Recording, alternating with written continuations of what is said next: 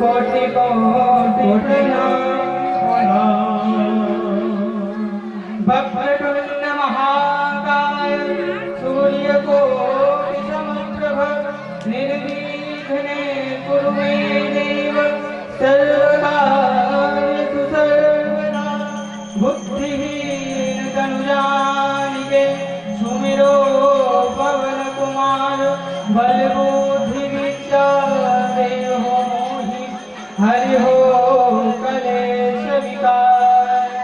लक्ष्मीनाथ समारम्भां नाथयामुनमध्यमाम् अस्मदाचार्यपर्यन्तां वन्दे गुरुपरम्पराम्।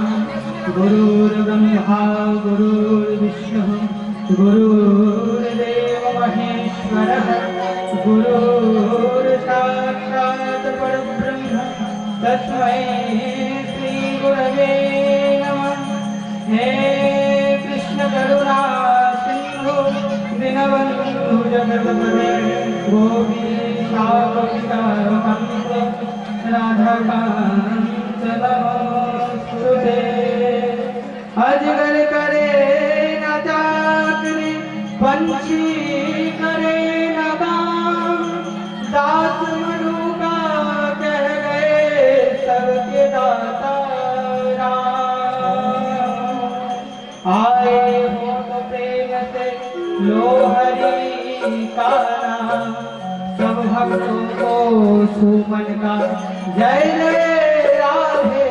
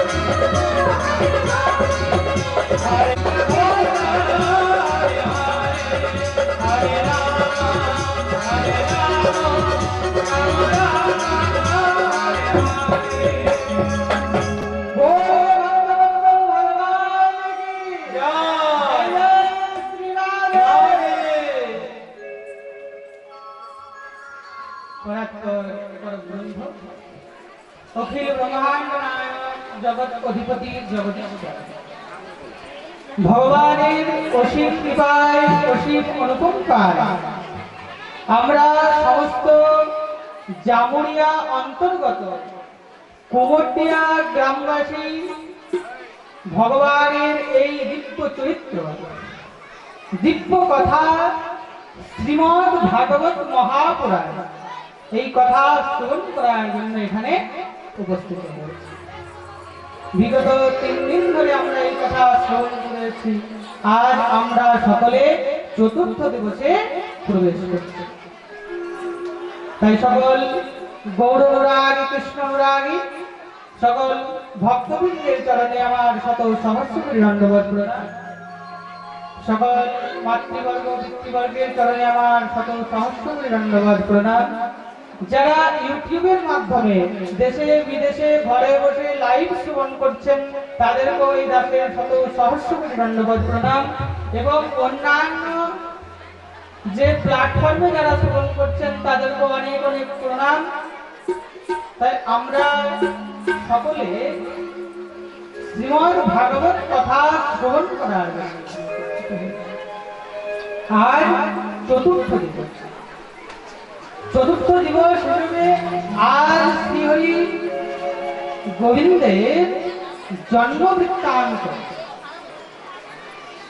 এই কথা শ্রীমদ্ ভাগবত মহাপুরাণ সর্বপ্রথম শ্রীহরি নারায়ণ ব্রহ্মদেবকে শুনিয়েছিলেন।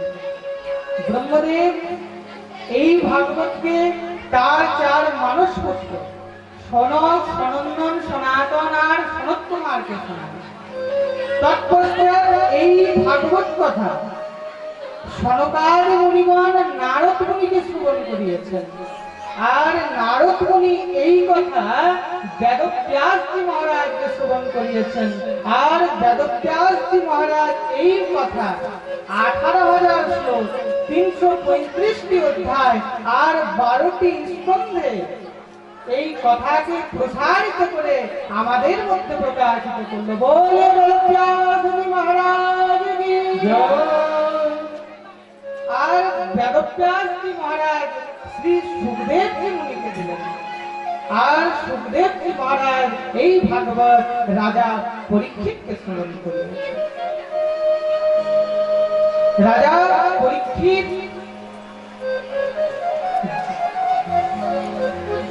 ভক্তের বলে মৃত সর্প দেওয়াতে তার তো সেই পরীক্ষিতকে উদ্ধার করার জন্য শ্রী সুখদেবজি মহারাজ নৈমিষারণ্যে এসে এই কথা শ্রবণ করিয়েছেন। এবং বেদব্যাসজি মহারাজের শিষ্য শ্রী সুতজি মহারাজ এই কথাকে সনকাদি মুনিগণকে শ্রবণ করাচ্ছেন। আমরা যে আজ এই কথা শ্রবণ করতে এখানে এসেছি না, মায়েরা সবাই শান্ত হয়ে বসবেন। এখানে কোনো মিছিল বের হয়নি, সবাই নিজের নিজের স্থানে বসিয়ে যাবে ভালো করে।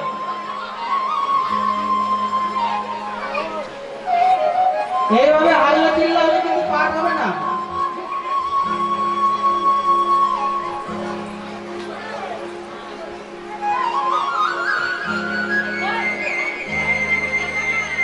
শ্রী ভগবান আজ আমরা তার জন্ম বর্ণন শুনি।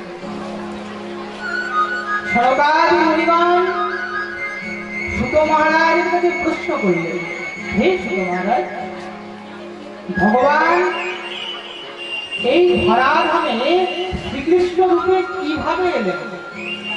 তার শ্রীকৃষ্ণ রূপে আসার কারণটা কি? যদি সে এসেই ছিলেন তো কেন এসেছিলেন? ভাগবতের মধ্যে 6টি প্রশ্ন রয়েছে। কয়টি প্রশ্ন? 6টি প্রশ্ন। কিম শ্রেয়া শাস্ত্রসারঃ বা সহ অবতার প্রয়োজনম কিম কর্মকে অবতারস্য ধর্মকং শরণং গতঃ। কিম শ্রেয়া শাস্ত্রসারঃ বা সহ অবতার প্রয়োজনম কিম কর্মকে অবতারস্য ধর্মকং শরণং গতঃ। হে প্রভু, আমাদের এই প্রশ্নগুলির উত্তর দেন। কিম শ্রেয়া, আমাদের জীবনের শ্রেয় কি? আমাদের জীবনের মঙ্গল কিভাবে হবে? আমাদের জীবনের মঙ্গল কিভাবে হবে? কিম শ্রেয়া শাস্ত্রসারঃ বা শাস্ত্রের স্থান কি? সহ অবতার প্রয়োজন, ভগবান কিসের জন্য এসেছেন এবং যদি এসেইছেন তার কতগুলো অবতার হয়েছে? কিম শ্রেয়া শাস্ত্রসারঃ বা সহ অবতার প্রয়োজনম কিম কর্মকে অবতারস্য, কিসের জন্য অবতার নিয়েছেন? যদি ভগবান ধর্মের রক্ষার জন্য অবতার নিয়েছেন তো কৃপা করে ভগবান যখন এই ধরাধাম ত্যাগ করলেন তো এই ধর্ম কার শরণাপন্ন হয়েছিল? কি কি প্রশ্ন? প্রথম প্রশ্ন কি ছিল? কারো খেয়াল আছে? কিম শ্রেয়া, জীবের স্বার্থ কি? জীব কিসের জন্য এসেছে? জীবের কার্য কি? কিম শ্রেয়া শাস্ত্রসারঃ বা, জীব কিসের জন্য এই পৃথিবীতে এসেছে? জীবের এখানে আসার একমাত্র লক্ষ্য হচ্ছে ভগবানের ভজন, হরি কথা শ্রবণ। এটা কি আমরা করছি? আজ স্বয়ং ভগবান এখানে এসে বসে আছেন, আর আজও এখানে সবাই নিজের নিজের গল্পতে ব্যস্ত। আমি তো মহারাজ কালকে চলে যাব, আবার আপনারা সবাই এক জায়গায় বসে গল্প করবেন। আজকের দিনটা, কারণ 3 দিন গল্প করেছেন, আজকের দিনটা কমপক্ষে চুপ করে শ্রবণ করবেন। কারণ 3 দিন যা শ্রবণ করেছেন, আজকে যে এই কথাটা শ্রবণ করবে 3 দিন শোনার কৃপা তার লাভ হবে। তার জন্য সকলের কাছে জোড়হাত করে নিবেদন কেউ হালকা হালকা করবেন। তাই ভগবান কেন এলেন? জীবের কার্য কি? কিং শ্রেয়া, জীবের কার্য কি হয়েছে? মহারাজ জীবের একমাত্র কার্য হচ্ছে ভগবানকে প্রাপ্ত করা। কিন্তু প্রভু কৃপা করে বলুন, সেই প্রাপ্ত করার সরল মার্গটা কি? সেই সরল মার্গ হচ্ছে একমাত্র ভগবানের নাম, ভগবানের কথা। এই কথা যতদূর পর্যন্ত যাচ্ছে, আপনাদের কর্ণে তো যাচ্ছে, এই মাইকের দ্বারা যতদূর পর্যন্ত যাচ্ছে, কীট পতঙ্গ কৃমিকীট যত জীবের কর্ণে এই কথা প্রবেশ করছে, একটা কথা, একটা শব্দে তাদের উদ্ধার হয়ে যাচ্ছে। এত কল্যাণকারী এই কথা। একবার মহারাজ এক ডাকাত ছিল। সেই ডাকাত যখন নিজের প্রাণকে এবার সহ্যশালী হয়েছে, সেই ডাকাত তার পুত্রকে ডাকলেন, শোন বাবা। এবার যখনই তাকে দেখেছে, সেই পুত্রকে ডাকাতে সঙ্গে সঙ্গে এসেছে, বলে বাবা কি কথা? শোন, আমরা তো ডাকাত নাকি, আমাদের কিছু কার্য রয়েছে, আমাদেরকে কোনো কিছু নিয়ম ফলো করে চলতে হয়।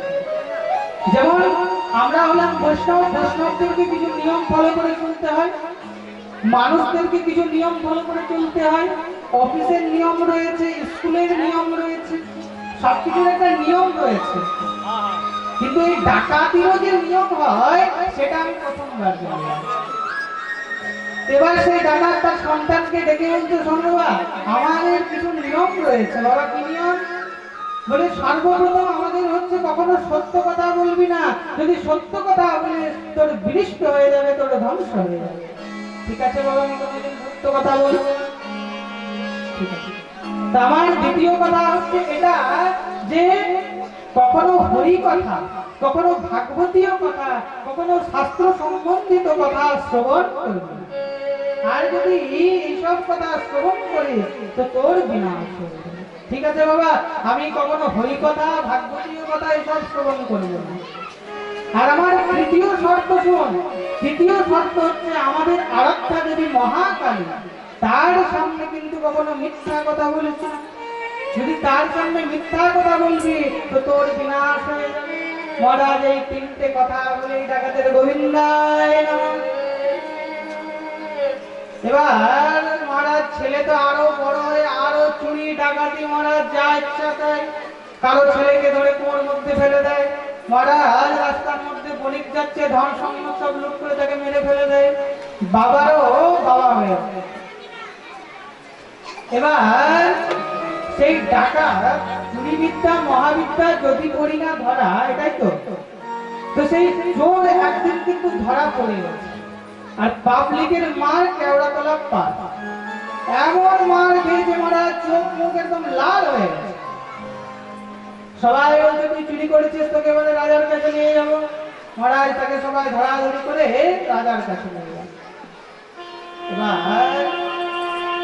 রাজা মনে মনে চিন্তা করছে, কোন নির্দোষকে তো দোষী হতে পারি না, সে তো নির্দোষ, নাকি সে চুরি করেছে তা তো আমি ছিলাম না, আমি জানি না। তাকে জিজ্ঞাসা করছে, কিরে তুই চুরি করেছিস? বলে না বাবা, আমি চুরি করিনি। সত্যি সত্যি বল, তুই চুরি করেছিস, তুই যদি সত্যি বলে দিস তোকে ছেড়ে দেব। বলে না, আমি চুরি করিনি। আর বলছে, যদি কোন রকম জানতে পারি যে তুই চুরি করেছিস, তবে তোকে আমি শুলে চড়াবো। শুল মানে বুঝছেন তো মহারাজ, আগেকার দিনে মাথার মধ্যে একটা বড় সূত্র অস্ত্র আল্লাহ যাকে বলে সেটা থাকতো, আর তার উপরে জীবন্ত মানুষকে বসিয়ে দেওয়া হতো। যেমন যেমন দিন যেত সে তড়তে তড়তে তার মৃত্যু হয়ে যেত। সেটাকে বলা হতো সুর, তোকে শুনে চড়িয়ে দেবে। এবার এই কথা শ্রবণ করে সে তোমার পিতার কথা মনে পড়ছে। পিতা বলেছে সত্য কথা বলিস না, সত্য কথা যদি বলিস তো তোর বিনিষ্ট হয়ে যাবে।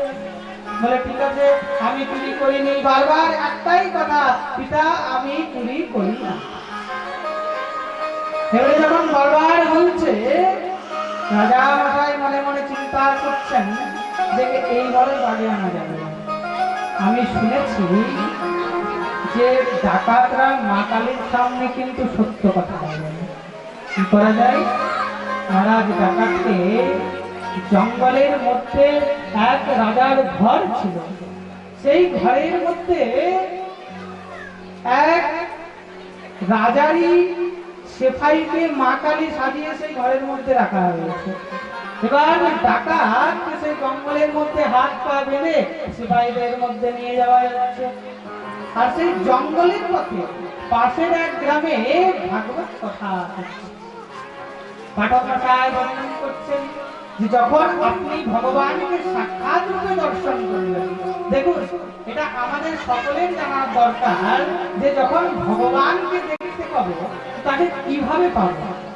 ভগবান কখনো মাটির মধ্যে দাঁড়ান না, ভগবান সবসময় মাটি থেকে কিছুটা উপরে থাকে। দ্বিতীয়, ভগবানের কখনো চোখের পাতা নড়ে না, চোখের পাতা নড়ে না। আর তৃতীয় হলো ভগবান কখনো ছায়া হয় না। এই কথাটা কেন জেনে রাখা দরকার? এখন তোমার আজ কলিকাল, আর কলিকালে কে ভগবান আর কে সেজে চলে এসেছে বোঝা যাবে না। তার জন্য এই তিনটি জেনে রাখা দরকার। এবারে ডাকাত বারবার দেখছে যেখানে কথা চলছে, সে বারবার কানের মধ্যে হাত দেয়, না না শুনবো না, না না শুনবো না। মহারাজ যখন বারবার বলছে শুনবো না, কোন রকম এই তিনটা শব্দ তার কর্ণের মধ্যে চলে গেছে যে ভগবান কখনো মাটিতে দাঁড়ান না, ভগবানের চোখের পাতা নড়ে না, আর ভগবানের কখনো ছায়া হয় না। এই তিনটে দেখেই সে মহারাজ তার কর্ণে যখনই প্রবেশ করেছে, এবার সিপাহীগণ তাকে নিয়ে সেই ঘরের মধ্যে ভরেছে। সেখানে স্বয়ং মা কালী ধারণ করে নিয়েছে। মাকে দেখে সঙ্গে সঙ্গে ডাকাত চরণে পড়ে গেছে। মা যখনই চরণে পড়েছে প্রথমেই চরণে তার নজরে গেছে, আর তার সেই চেতনা হয়েছে যে আসবার সময় আমি কিন্তু শুনেছিলাম যে ভগবান কখনো মাটির মধ্যে দাঁড়ান না। আর মহারাজ দেখছে মা কালীর মাথা, মা কালীর পা, সবকিছুই যখন আপাদমস্তক দেখলো, দেখছে মা কালীর মহারাজ চোখের পাতা নড়ছে, মা কালীর পাও মাটিতে রয়েছে, মা কালীর ছাও রয়েছে, ভগবান নয় নকল ভগবান। মহারাজ সঙ্গে সঙ্গে বলে দিল আমি চুরি ডাকাতি করি নাই। রাজা মশাইও তাকে ছেড়ে দিল। তো নামের প্রভাব একটা ডাকাতকে যদি উদ্ধার করতে পারে তো আমাদের মতো অধমকে কেন করতে পারে না? একবার ভেবে দেখুন। এই তিনটা শব্দের জন্য সেই ডাকাত সেদিন থেকে হরিভক্ত হয়ে গেল যে আমার পিতা আমাকে ভুল বলেছিল যে ভগবানের কথা শুনলে বিনাশ হয়ে যায়, আজ তো আমি বিনাশের মুখ থেকে বেঁচে এসেছি। বলে ভগবান राधे राधे बोलना पड़ेगा, आज तो कंजूस है बहुत। सभी एक साथ जय जय श्री राधे। प्रेमानंदे में ते हरि बोला, हरि नामे बन्ना जे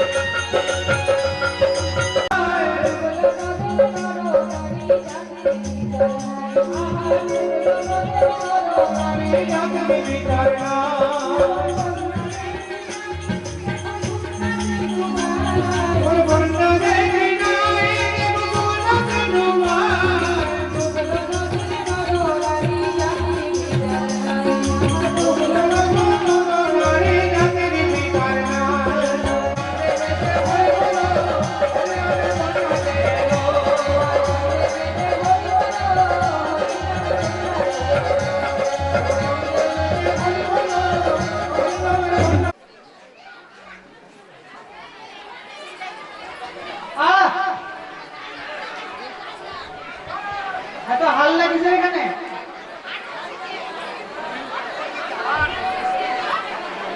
জায়গা হারিয়ে ফেলেছে নাকি?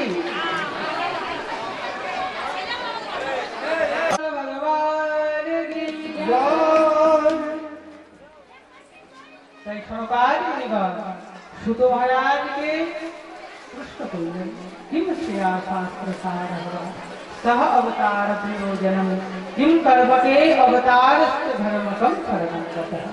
তো প্রথম প্রশ্ন ছিল যে প্রাণীর কল্যাণ কিভাবে হবে।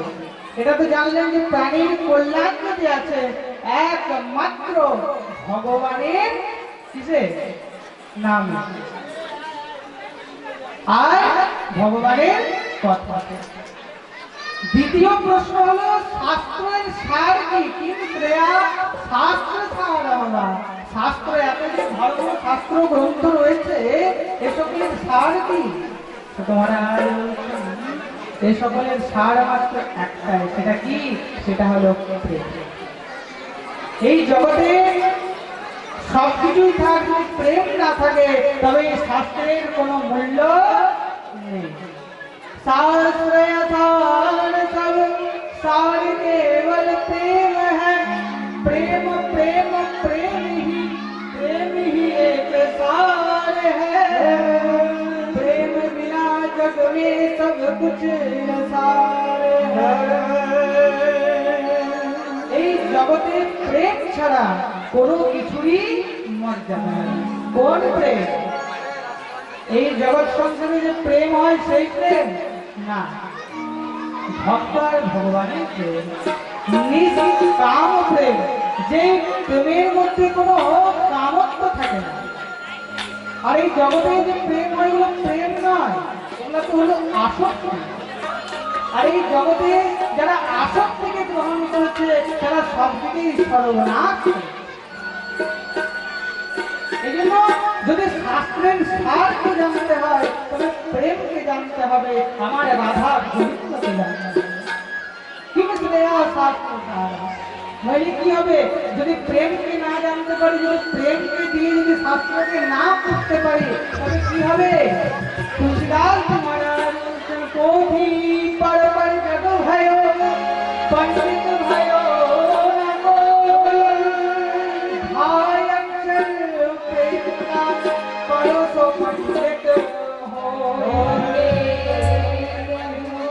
একমাত্র প্রেমকে জানতে পারবে, সেই শাস্ত্র গ্রন্থ ধর্মকে জানতে পারবে।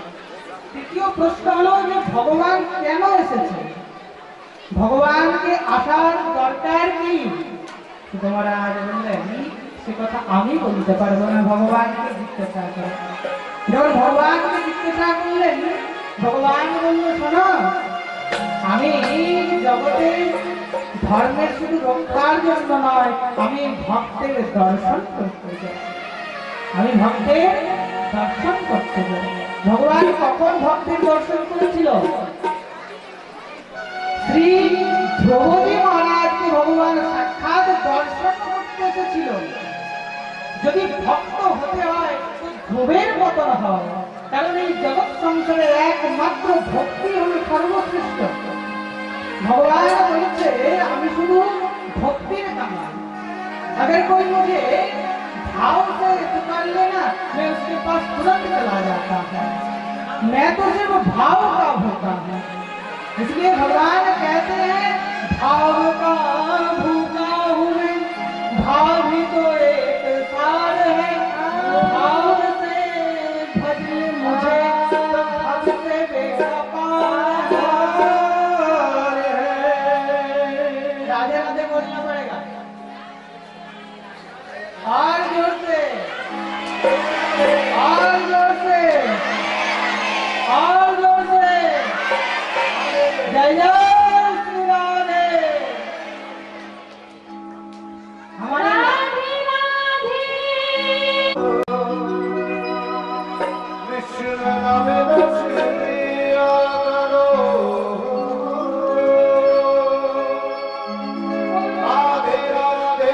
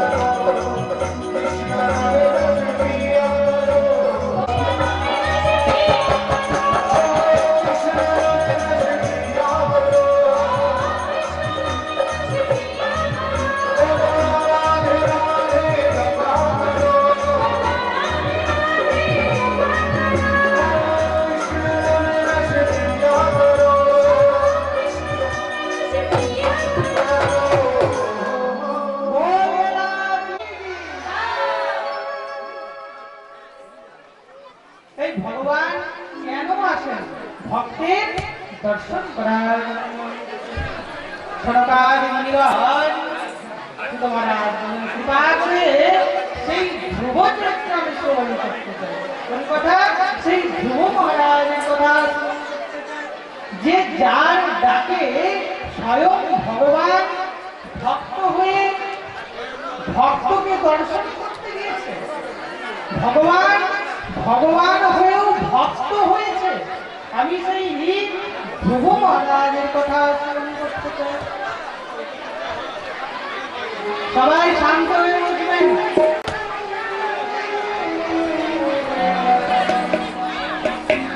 তাই সেই ধ্রুব চরিত্রের কথা, সেই ধ্রুব চরিত্রের কথা আমরা স্মরণ করতে চাই। আদরি বোঝার কথা বলবো, কথা বলবো।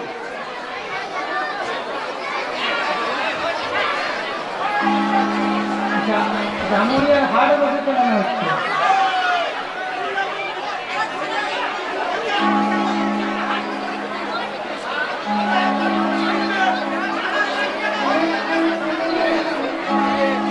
ভগবান সেই ধ্রুব চরিত্রের কথা বাতলে আমাদেরকে বলতে হয়। মনু মহারাজ আর শত্রুপাল তাদের 3টি কন্যা আর 2টি পুত্র রয়েছে। সেই বড় পুত্র প্রিয়ব্রত আর ছোট পুত্র উত্তানপাদ। তো প্রিয়ব্রতজি মহারাজ কে যখন মনু মহারাজ রাজ্য দিতে গেলেন, তার বড় পুত্র প্রিয়ব্রতকে যখন রাজ্য দিলেন, সে প্রথমেই পিতা আমি রাজ্য করতে চাই না। তবে কি করতে চাও? বলে আমি ভগবত ভজন করতে চাই, আমি ভগবত ভজন করতে চাই, আমি সংসারে থাকতে চাই না। যদি সংসারের মধ্যে কেউ যদি থাকতে না চায়, তাকে আর জোর করে রাখতে নেই। কেউ যদি চায় যে আমি হরিভজন করতে চাই, কেউ যদি চায় যে আমি ভগবানের নাম করতে চাই, তাকে যদি ঘরের লোক গৃহের লোক বাধা দেয়, তো তার থেকে মহাপাপে এই জগতে। এই জন্য কখনো কেউ যদি ভগবানের নাম করতে চায়, তাকে নাম করার জন্য ছেড়ে দিতে হয়। মনু মহারাজ তার বড় পুত্রকে বললেন, যাও তুমি বন ভজন করো, তুমি ভগবানের নাম ভজন করো। তার দ্বিতীয় পুত্র উত্তানপাদ মহারাজকে রাজ্য দান করলেন। রাজ্য দিয়ে উত্তানপাদ মহারাজের 2টি স্ত্রী, সুনীতি আর সুনীতি। সুনীতির গর্ভে ধ্রুবজি মহারাজের জন্ম হয়েছে। বলে ধ্রুবজি মহারাজ। সুনীতির গর্ভে ধ্রুবর জন্ম হয়েছে, আর সুচির গর্ভে উত্তমের জন্ম হলো। কিন্তু মহারাজ রাজা উত্তানপাদ বেশি তার ছোট স্ত্রীকে ভালোবাসে, অর্থাৎ মা সুরুচি। তার জন্য সে উত্তমকে রাজ সিংহাসনের মধ্যে মহারাজ কোলে করে বসিয়ে রেখেছেন, উত্তমের সঙ্গে খেলা করছে। উত্তম উত্তম সবসময় মহারাজ শব্দ উত্তম উত্তম উত্তম। ধ্রুব মহারাজ মনের মধ্যে একটু পিতা সবসময় আমার ছোট ভাইকে নিয়ে খেলাধুলা করে, আমি কি পিতার ছেলে নই? আমি যদি আমার পিতার কোলে করার জন্য কি আমাকেও তপস্যা করতে হবে?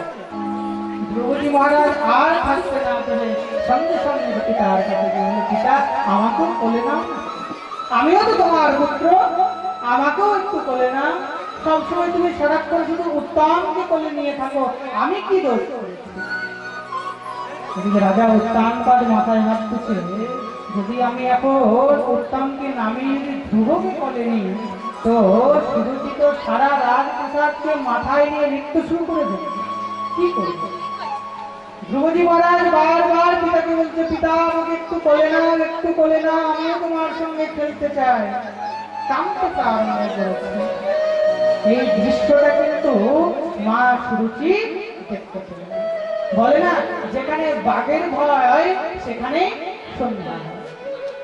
এবার যখনই মা সুরুচি দেখতে পেয়েছে যে এই ধ্রুব তার পিতার কাছে কাঁদতে শুরু করেছে, আর কাঁদলে পিতার মনের মধ্যে বাৎসল্য জাগবে, আর বাৎসল্য জাগলে আমার উত্তমকে নামিয়ে ধ্রুবকে যাবে লাগবে। এবার যখন বারবার ধ্রুব কাঁদছে কাঁদছে কাঁদছে, পিতা যতযোগ্য পিতা, পিতা তো আর পারল না উত্তমকে নামিয়ে। যখনই ধ্রুবকে চড়াতে গেছে, তখনই মহারাজ সুরুচিকে সঙ্গে সঙ্গে ধ্রুবকে নামিয়ে দিয়েছে। দেবে যাবেন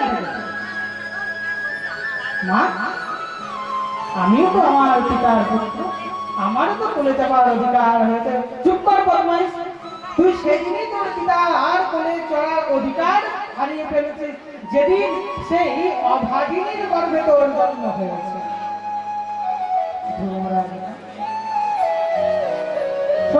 তুই তখনই তোর পিতার কোলে চড়তে পারবি যখন তুই আমার গর্ভে জন্মগ্রহণ করবি, আর আমার গ্রহে জন্মগ্রহণ করার জন্য তোকে তপস্যা করতে হবে। চলে যায় এখান থেকে। তপস্যা गर्भतुं सधयात्मनं यदच्छति निरुपासनं। चले जा। तपस्या राज्य दशमानुग्रहेण मे তুই তপস্যা কর, আর তপস্যা করে যদি ভগবান তোকে আমার গর্ভে পাঠায় তখন তুই আমার কোলে চড়ার উপযুক্ত হবি।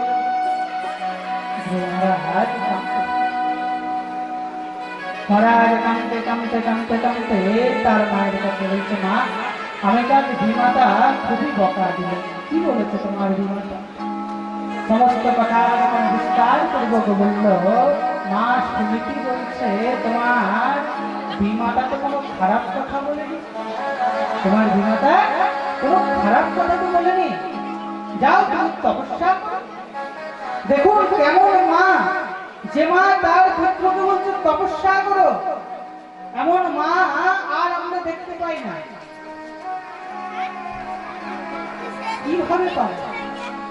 আমাদের পাওয়ার মতো কোনো সুযোগ সুবিধা নেই।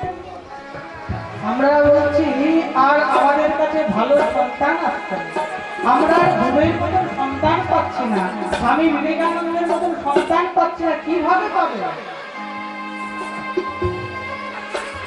আমি আর বাবা যখন বৃন্দাবন যাচ্ছিলাম, পান্ডালে ফ্লাইটে চেপেছি, ফ্লাইটের মধ্যে আমার দাদু সমবয়সী হবে একজন আমাকে প্রশ্ন করছে, দাদু ভাই তুমি তো এসব লাইন নিয়ে ঘাটাঘাটি করছো, তবে ভগবান আগে শুনেছি খুবই আস্ত বারবার অবতার নিত, কোন ভক্ত কোন ভগবান বারবার অবতার নিত, তবে এখন কেন নিচ্ছে না? এখন কেন নিচ্ছে না? আমি সেই দাদুকে বললাম, দাদু অল্প পরে মহারাজ কিছুক্ষণ পর যখন আমরা দিল্লি এয়ারপোর্টে নামবো, তখন এই বিমানটা নামার জন্য জায়গা প্ল্যাটফর্ম ঠিক করছে, ওপরের মধ্যেই উঠছে। আমি দাদুকে জিজ্ঞাসা করছি, দাদু এখন প্লেনটা নামছে না কেন? বলে প্ল্যাটফর্ম খালি নেই। আমি বলি, দাদু ভগবানকে নামার জন্য সঠিক প্ল্যাটফর্ম চাই, এই জগতে আর প্ল্যাটফর্ম ভালো নেই।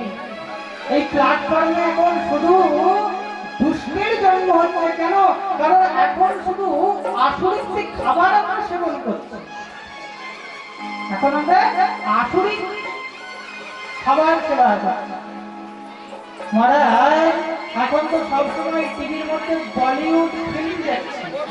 আরে আমাদের হিন্দু সমাজকে নষ্ট করার যদি কোনো মূল কারণ থাকে, সেটা হলো বলিউড, একমাত্র বলিউড।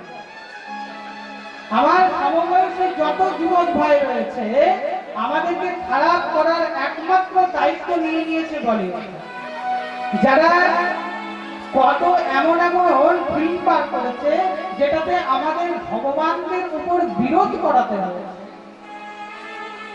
আমাদের ভগবানের মধ্যে বলা হয়েছে যে শিব ঠাকুরের মাথায় জল ঢেলে কি হবে, দুধ ঢেলে কি হবে, সেটা গরিবকে খাইয়ে দাও। আর সেখানে মহারাজ মদের অ্যাড দেখাচ্ছে, সেখানে जुबा केसरी दाने दाने में है केसर का दम, तब इस लोगों को कुछ नहीं देखता कि इसमें समाज का क्या बुरा प्रभाव पड़ेगा। लेकिन शंकर के सिर पे दूध चढ़ाने में इन लोगों को बहुत दिक्कत है। इसलिए जिन जिन को सनातनी को बचाना है, उन लोगों को बॉलीवुड को परित्याग करना है। যে কিছুদিন আগে একটা ফিল্ম বেরোলো, কেরালা মুভি, এটাই তো সবাই জানেন। তো এটার মধ্যে এক জায়গায় একটা সিন আছে যেখানে এক মহিলাকে, আমাদের বিধর্মী মহিলা, তাকে স্ত্রী বলে ভুল ভ্রান্তি দিয়ে যে তোমাদের ভগবান 16,108টি বিবাহ করেছে, তোমাদের ভগবান এই করেছে সেই করেছে, তোমাদের ভগবান গর্ভবতী মহিলাকে গর্ভাশয় দিয়েছে। মহারাজ এইসব কথা শুনে আমাদের হিন্দু ধর্মের মেয়ে সে চলে গেল বিধর্মীতে, এবং সে একটা পরে গিয়ে কি হলো, একটা আতঙ্কবাদী হলো। এটাই তো দেখা যায়। আর যখন সেই আতঙ্কবাদী হয়ে মানুষকে মেরে কেটে সে যখন মনে মনে বুঝতে পারলো যেটা আমি ভুল করছি, কারণ তার প্রাণের মধ্যে এখনো হিন্দুত্বের রক্ত বহির্গমন। সে সঙ্গে সঙ্গে পিতার কাছে এসে বলছে, পিতা তুমি আমাকে খারাপ করলে কেন? মা তুই তো কলেজ গেছিলি পড়তে পড়তে, যদি তুমি আমাকে কলেজ না পাঠাতে, ঘরে যদি আমাকে ধর্মের শিক্ষা দিতে, তবে আজ আমি বিধর্মী যেতাম না। তার জন্য সমস্ত মায়েদের চরণে আমার অনুরোধ, যদি এই দাসকে নিজ পুত্র মনে করেন, একটা আমার কথা রাখবেন, নিজের সন্তানদেরকে যা দিচ্ছেন স্কুলে পাঠান, প্রাইভেটে পাঠান, যথা পাঠাবার পাঠান, কিন্তু কৃপা করে তাদেরকে আমাদের ধর্মের জ্ঞান দিন। নিজেও শিখুন আর নিজের ধর্মের জ্ঞানটা পর্যন্ত দিন। যদি আজ আমরা না জাগবো, আর কিছুদিন পরে এই হিন্দুত্ব থাকবে না। আমি একা পারবো না, আমাদের সকলকে একজোট হয়ে হিন্দু ধর্মকে একত্রিত করতে হবে। আর এটা একমাত্র মা আর বাবা পারবে, যারা তার সন্তানদেরকে গীতার জ্ঞান দেবে, রামচরিত্র মানসের জ্ঞান দেবে, আমাদের ধর্মের জ্ঞান দেবে। আজ সংসারের মধ্যে যা সমালোচনা শুরু হয়ে গেছে ধর্মের প্রতি, সেই ধর্মের প্রতি সমালোচনা শুনে শুনে হিন্দু ধর্মের যুবকরা চিন্তা করছে যে এই হিন্দু ধর্ম কোনো ধর্মই নয়। এটা কাদের জন্য? আমাদের ভুলের জন্য, যে আমরা ছোট থেকে নিজেদের সন্তানদেরকে কোনো শিক্ষা দিই। যদি ভরতের মতন পুত্র চাও, যদি রামের মতন পুত্র চাও, যদি ধ্রুবের মতন পুত্র চাও, নিজের ছেলেকে ধর্মের জ্ঞান দান করো। দেখুন কেমন মা সুরুচি তাকে এত কিছু বললো, কিন্তু মায়ের মধ্যে একটু রাগ হলো না। মা তার পুত্রকে বললো, যা তুই তপস্যা কর। মা, এই তপস্যা কিভাবে হবে? এই তপস্যা আমিও তো জানি না রে, কিন্তু এতটুকু জানি যে জঙ্গলের মধ্যে তপস্যা হয়, আর জঙ্গলের মধ্যে বেড়াতে বেড়াতে যদি সাধুগুরু বৈষ্ণবের দর্শন হয়, তবে সেই সাধুই তোকে বলে দিতে পারে কিভাবে তপস্যা করতে হয়। যা তুই জঙ্গলের মধ্যে যা। মহারাজ ভাবুন, সেই 5 বছরের ছোট্ট ধ্রুবকে জঙ্গলে পাঠিয়ে দিয়েছে। মহারাজ জঙ্গলের মধ্যে ঘুরতে ঘুরতে ঘুরতে ঘুরতে নারদ মুনির সঙ্গে দেখা হয়েছে। বলে জয় শ্রীমন্নারায়ণ। জয়। যখনই নারায়ণ নারায়ণ শক্তি উচ্চস্বরে নারদ মুনি আসছেন, তখনই শ্রী ধ্রুবজি মহারাজ লক্ষ্য করছে কোনো সাধু আছে। মহারাজ তাকে দেখে সঙ্গে সন্তান করুন আলিঙ্গন করলেন। কৃপা করে আমাকে তপস্যা কিভাবে করতে হয় বলে দাও। প্রথমে তোমার পরিচয় দাও, কে তুমি, কোথায় তোমার বাড়ি? আমি হলাম মহারাজ তান্ত্রিক জ্যেষ্ঠ পুত্র ধ্রুব। আরে ধ্রুব, তুমি কম বয়সে তপস্যা করতে এসেছো, তোমার দ্বারা তপস্যা হবে না, তুমি ফিরে যাও। হে প্রভু, আমার থেকে তপস্যা হবে না? কেন হবে না? বলে তোমার এখন কম বয়স, বলে যার প্রায় হয় তার 90ও হয়, আর যার নয় হয় না তার 90ও হয় না। বলে যখন আমি প্রতিজ্ঞা নিয়ে এসেছি, তখন আমি আর বাড়ি ছেড়ে গেছি। নারদ মুনি বলছে, না বাসা, তুই পারবি না, তুই। আচ্ছা বলুন তো মানে, আপনি কি আমার কথাকে, আমার যে অখণ্ড প্রতিজ্ঞাকে কি ভেঙে দিতে চান? আমাদের বারবার পাঠাচ্ছেন। আপনি কি আসল সাধু কি নকল সাধু? নারদ মুনি তো রেগে উঠলেন, আরে 2 দিনকার ছেলে আমাকে নকল সাধু বলে লজ্জা করে না? রাগ করবেন না মুনিবার, যদি আপনি আসল সাধু হবেন তো আমাকে হরিকথা থেকে বিমুখ করবেন না। নারদ মুনি মনে মনে চিন্তা করলো যে এ একদম ভালোভাবে একদম মহারাজ তৈয়ারি করে এসেছে, কি করা যায়? নারদ মুনি তাকে তুমি কার তপস্যা করতে চাও? তুমি তপস্যা কি আবার আলাদা আলাদা করতে হয়? তুমি কার তপস্যা করতে চাও বলো? লক্ষ্মী, গণেশ, সরস্বতী। বলে আমি তার তপস্যা করতে চাই যে সবার থেকে শ্রেষ্ঠ। বলে একজনই আছে, কে? একমেব হরি সত্যম কারণম পদসেবনম। একমাত্র হরি ছাড়া এই সংসারে শ্রেষ্ঠ কেউ নেই। তার জন্য তপস্যা করতে হলে সেই হরির তপস্যা করতে হবে। তো সেই হরির তপস্যা করব। সেই হরি থাকেন কোথায়? সেই হরি কোথায় থাকেন? সেই হরি কোথায়? কৃপা করে তার ঠিকানা বলে, তার কৃপা করে তার আমাকে ঠিকানা বলে। সেই ভগবান কোথায় থাকেন? দত্তা জগদচ্চ মধ্যে যমুনা সততম শুচি পুণ্যম মধুবনম যত্র নিবিদাম। দত্তা জগদচ্চ মধ্যম যমুনা সততম শুচি।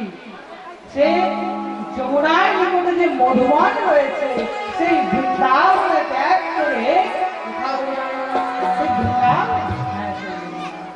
আচ্ছা, সে দেখতে কেমন? সে দেখতে কেমন? সে কৃপা করে তার রূপের বর্ণন করবে। যে ভগবান থাকেন বৃন্দাবনে, তার রূপ কেমন হবে? কৃপা করে তার রূপের কথা আমাকে বলুন। বলে তার রূপ হলো পুরুষম বনমালিনম অনিন্দ চতুর্ভুজম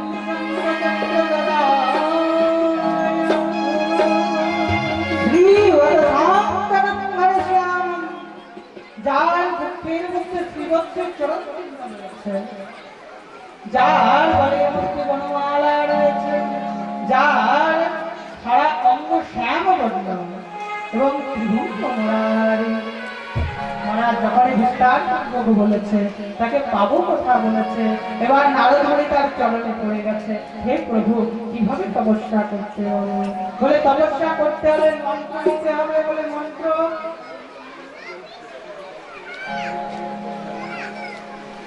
বলে মন্ত্র কোন মন্ত্র? বলে মন্ত্র আমি দেবো না, তোমার গুরুদেব দেবে। তোমার গুরুদেব দেবে মন্ত্র। গুরুদেব দেবে? হ্যাঁ, গুরুদেব দেবে মন্ত্র। বলে মন্ত্র যদি গুরুদেব দেবে, তো চেলাও হাজির, গুরুও হাজির। কৃপা করে চেলাকে আপনি গুরুদেব হয়ে যান, আমি চেলা হয়ে যাচ্ছি। নারদমণি বললে খাঁটি চেলা। বলে গুরু মিলে লাখ লাখ, চেলা মিলে। বলে একে যখন পেয়েছি তো শিক্ষা দিয়ে দিল, তাকে দ্বাদশ মন্ত্রে শিক্ষা দিলেন। ও নমো ভগবতে বাসুদেবায়।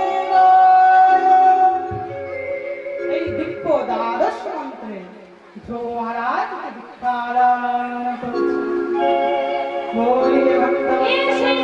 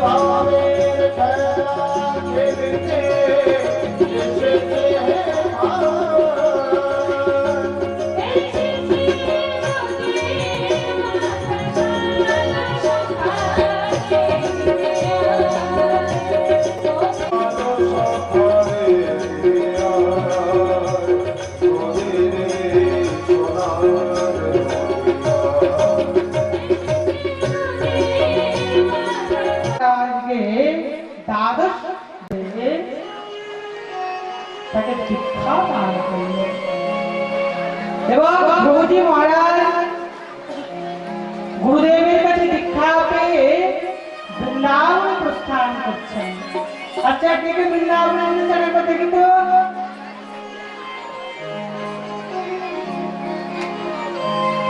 আর কেউ না? যেতে চান হাতগুলো উঠবে, আর যারা চান না কখনো বৃন্দাবন যাওয়া হবে না। এখনই হরকি লেগে যাবে রাধারানীর চরণে। কারণ কি বৃন্দাবন এমন জিনিস যা নিজের ইচ্ছাতে যাওয়া যায় না। মানব চিন্তায় কখনো বৃন্দাবন যাওয়া যায় না।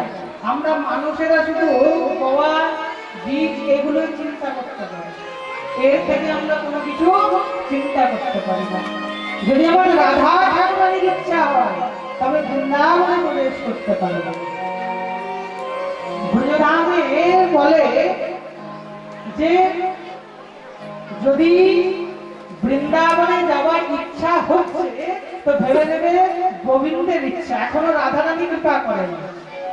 বৃন্দাবনের গাড়িতে চড়ে গেলেন, বৃন্দাবনের মুখে চলছেন, এখনো কিন্তু রাধারানী কৃপা করেনি। কে কৃপা করেছে? শ্রীকৃষ্ণ।